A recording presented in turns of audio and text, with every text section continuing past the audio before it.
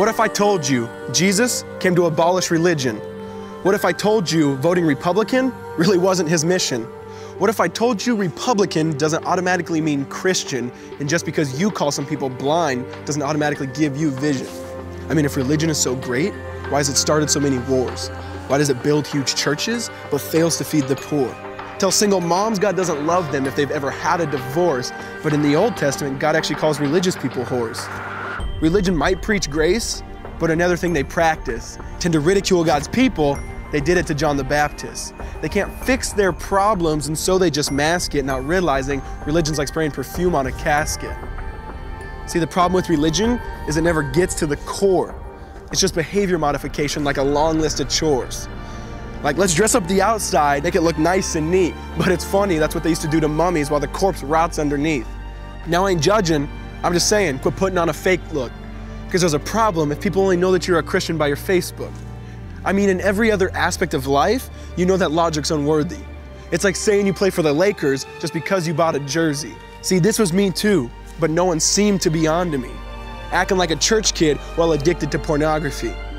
See, on Sunday I'd go to church, but Saturday getting faded, acting if I was simply created to just have sex and get wasted.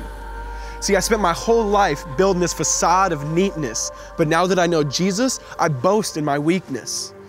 Because if grace is water, then the church should be an ocean. It's not a museum for good people, it's a hospital for the broken. Which means I don't have to hide my failure, I don't have to hide my sin. Because it doesn't depend on me, it depends on Him.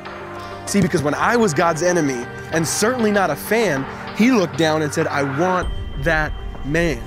Which is why Jesus hated religion, and for it He called them fools. Don't you see so much better than just following some rules? Now let me clarify. I love the church, I love the Bible, and yes, I believe in sin. But if Jesus came to your church, would they actually let Him in? See, remember He was called a glutton and a drunkard by religious men. But the Son of God never supports self-righteousness, not now, not then. Now back to the point, one thing is vital to mention. How Jesus and religion are on opposite spectrums. See, one's the work of God, but one's a man-made invention. See, one is the cure, but the other's the infection. See, because religion says do, Jesus says done. Religion says slave, Jesus says son. Religion puts you in bondage, while Jesus sets you free. Religion makes you blind, but Jesus makes you see. And that's why religion and Jesus are two different clans. Religion is man searching for God. Christianity is God searching for man. Which is why salvation is freely mine, and forgiveness is my own. Not based on my merits, but Jesus' obedience alone. Because He took the crown of thorns and the blood dripped down His face. He took what we all deserved. I guess that's why you call it grace. And while being murdered, He yelled, Father, forgive them. They know not what they do. Because when He was dangling on that cross, He was thinking of you. And He absorbed all your sin and He buried it in the tomb, which is why I'm kneeling at the cross saying, come on, there's room. So for religion, no, I hate it. In fact, I literally resent it.